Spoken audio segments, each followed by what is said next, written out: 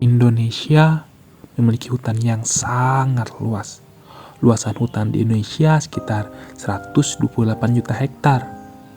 Sekitar 59% diantaranya adalah hutan hujan tropis, di mana hutan ini hanya ada di daerah Khatulistiwa yang memiliki 2 musim, mengakibatkan hutan ini memiliki kondisi yang sangat lembab dan basah. Oleh karena itu, banyak sekali keanekaragaman yang ada di dalamnya. Hutan hujan ini memberikan manfaat yang sangat banyak. Di antaranya dapat menyimpan ratusan miliar karbon, melindungi dari banjir, kekeringan, menstabilkan tanah, mempengaruhi curah hujan, dan menyediakan rumah bagi satwa liar serta penduduk yang ada di sekitar. Namun saat ini hutan hujan sudah mulai tersingkir karena sudah terkikis dengan adanya pembangunan dan food estate yang mulai menyisir kawasan hutan. Karena hutan hujan dianggap kurang produktif dalam menyediakan kebutuhan dan sumber makanan, menjadikan hutan ini dirubah menjadi ladang persawahan dan ladang. Namun pemerintah membuat suatu kebijakan baru, yaitu agroforestry. Agroforestry adalah manajemen pemanfaatan lahan secara optimal dan lestari dengan cara mengkombinasikan kegiatan kehutanan dan pertanian pada unit pengolahan sosial, ekonomi, dan budaya masyarakat.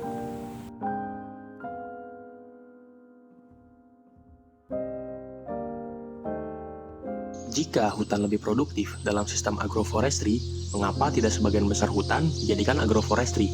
Tentu saja sistem agroforestry memiliki beberapa kelebihan, seperti yang pertama, konservasi sumber daya. Agroforestry di hutan hujan tropis dapat meningkatkan pengelolaan dan pemanfaatan sumber daya alam, termasuk produksi pangan, hasil hutan, dan bahan obat-obatan. Yang kedua, pengembangan ekonomi dan kesejahteraan. Agroforestry dapat memberikan sumber penghidupan dan meningkatkan pendapatan masyarakat lokal melalui penjualan hasil panen dan produk hutan. Yang ketiga, keberagaman hasil dan keamanan pangan. Agroforestry menggabungkan berbagai jenis tanaman dan hewan dalam satu sistem, sehingga menghasilkan keberagaman hasil panen seperti buah-buahan, sayuran, biji-bijian, serta produk hewan ternak, sehingga memberikan keamanan pangan bagi masyarakat. Nah, tetapi sistem agroforestry ini juga memiliki kerugian, yaitu kerusakan ekosistem. Mengembangkan hutan hujan tropis menjadi agroforestry dapat menyebabkan kerusakan ekosistem asli dan kehilangan keanekaragaman hayati, karena perlu adanya perubahan dalam struktur dan komposisi hutan sehingga mempengaruhi spesies yang hidup di dalamnya. Yang kedua ini kenaikan penduduk. Nah, jadi kenaikan penduduk meningkatkan permintaan terhadap lahan sehingga memicu terjadinya deforestasi. Yang ketiga, hilangnya habitat dan spesies yang terancam.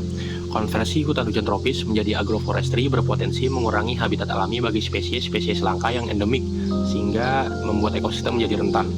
Nah, oleh karena itu, mengapa sebagian besar hutan itu tidak dijadikan sebagai sistem agroforestry? Selanjutnya ada peraturan kehutanan. Ada 4 undang-undang yang menyangkut kehutanan secara langsung. Di antaranya yang pertama, Undang-Undang Nomor 41 Tahun 99 tentang Kehutanan. Yang kedua, Undang-Undang Nomor 5 Tahun 90 tentang Konservasi Sumber Daya Alam Hayati dan Ekosistemnya. Yang ketiga, Undang-Undang Nomor 19 Tahun 2004 tentang Penetapan Peraturan Pemerintah pengganti Undang-Undang Nomor 1 Tahun 2004 tentang perubahan atas Undang-Undang Nomor 41 Tahun 99 tentang Kehutanan menjadi undang-undang.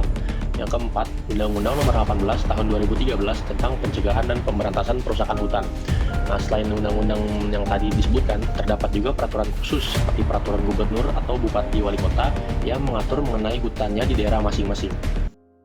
Peraturan perundang-undangan yang menyangkut kehutanan secara langsung salah satunya pada Undang-Undang Nomor 41 Tahun 99 tentang Kehutanan berisi tentang penyelenggaraan perlindungan hutan dan konservasi alam bertujuan menjaga hutan, kawasan hutan dan lingkungannya agar fungsi lindung, fungsi konservasi, dan fungsi produksi tetap tercapai secara optimal dan lestari. Sedangkan peraturan yang tak berwawasan lingkungan, terdapat kasus tercatat 335.751 hektar kawasan hutan diberi izin pinjam pakai untuk eksploitasi tambang oleh Kementerian Kehutanan. Di lapangan, ratusan ribu hektar lahan hutan berstatus kawasan hutan dibongkar untuk kegiatan pertambangan ilegal dan atau berpegang pada izin kepala daerah. Jika pertambangan menggunakan izin pakai atau saat habis dikembalikan lagi, perkebunan menggunakan izin pelepasan kawasan atau area yang diizinkan dikeluarkan dari kawasan hutan. Hingga 2009, Kemenhut menerbitkan perluasan kawasan hutan seluas 4,88 juta hektar sampai 2010 hingga 2012 seluas 717 hektar. Hal ini menimbulkan adanya alternatif kebijakan yang harus dilakukan. Yang pertama, memberikan konsesi dengan hak jangka panjang. 2. Membuat aturan denda bagi penyebab degradasi lingkungan. 3. Menyetor uang jaminan. 4. Membayar denda jika menyebabkan deforestasi. 5. Pelanggaran untuk aktif pada periode berikutnya.